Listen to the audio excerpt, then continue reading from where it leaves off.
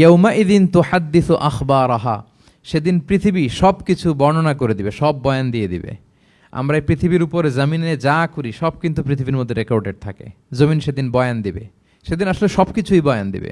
জমিন বয়ান দিবে, হাত পা সাক্ষী দিবে, যেখানে মানুষ যে সমস্ত জিনিসের মাধ্যমে, যেই টুলসগুলোর মাধ্যমে পাপ করেছে, অন্যায় করেছে, সব কিছু সেদিন সাক্ষী দিবে। আর সব সাক্ষীর বড় সাক্ষী হবে সেদিন এই জমিন। জমিন হবে সেদিন রাত সাক্ষী।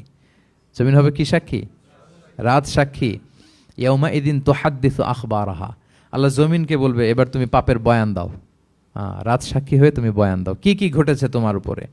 কারণ আমরা যত পাপই করি না কেন, যত কাজই করি না কেন, সব জমিনের উপরই করি, তাই না? তো জমিন সেদিন বয়ান দিবে, সাক্ষী দিবে।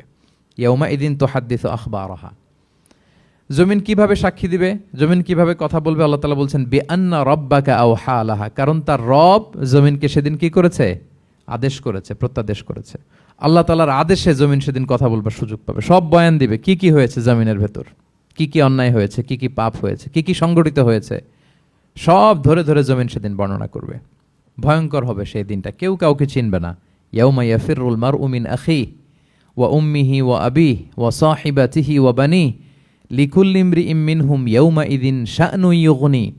ভাই ভাইকে দেখে পালাবে, পরিচয় দিবে না। বন্ধু বন্ধুকে দেখে পালাবে, স্বামী স্ত্রীকে দেখে পালাবে, প্রিয়তমা স্ত্রীকে পরিচয় দিবে না, কলেজের টুকরা সন্তানকে পরিচয়, কেউ কাউকে চিনবে না। সবাই নাফসি নাফসি, সবাই নাফসি নাফসি।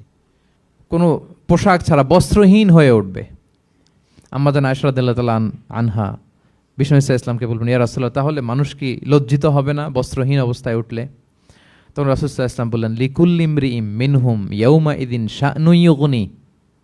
প্রত্যেকের এমন একটা ভয়ঙ্কর অবস্থা হবে যে তার গায়ে কাপড় আছে কি নাই, সে কিরকম অবস্থায় আছে এটাই সে ভুলে যাবে। মানে ওই টেন্ডেন্সিই তার থাকবে না। এত ভয়ঙ্কর হবে সেদিনটা। সেই ভয়ঙ্করতম দিনে আল্লাহ তাআলা আমাদেরকে হেফাজত করুক।